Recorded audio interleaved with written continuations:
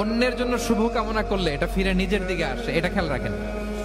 এটা একটা life hacks share করতেছি, আজীবন কাজে লাগবে। অন্যের জন্য যেটাই ভালো কামনা করবেন এটা ঘুরে আপনার দিকে আসবে। অনেকে বলে হুজুর ওর জন্য দোয়া করে আমার কি লাভ? নিজের জন্য আল্লাহ আমারে মাফ করে দাও, আল্লাহ আমারে সমৃদ্ধি দাও, আল্লাহ আমার বেতন বাড়াও, আল্লাহ আমার ব্যবসায় বরকত দাও, আল্লাহ আমার ছেলেরা হাফেজ বানাও, আল্লাহ আমার বউ, আল্লাহ আমার মেয়ে, আল্লাহ আমার আমার আমার সব আমার ভালো আপনি চাচ্ছেন নিজের জন্য, অন্যদের জন্যও চান। আল্লাহ আমার সব ভাইদেরকে মাফ করো, আল্লাহ আল্লাহ আমার গোটা মুসলিম উম্মাকে তুমি বরকত দাও, কল্যাণ দাও, নেতৃত্বে আসার তৌফিক দাও, আল্লাহ সবাইকে সুস্বাস্থ্য দাও। এটা ফিরে আপনার দিকে আসবে।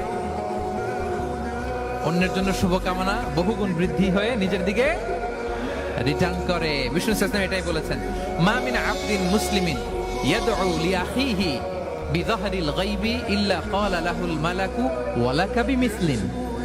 কেউ যদি তার ভাইয়ের অনুপস্থিতিতে তার ভাইয়ের জন্য দোয়া করে, ফেরেশতারা ওই দোয়াটা তার জন্য আগে আগে করে।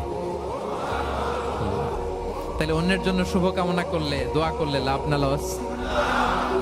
ধরেন আমি মোশাররফ ভাইয়ের জন্য দোয়া করলাম যে আল্লাহ মোশাররফ ভাইকে তুমি সুস্থ করে দাও, তখন ফেরেশতারা বলে আল্লাহ যিনি দোয়া করতেছে তার যদি কোনো রোগ বালাই থাকে আগে তারে সুস্থ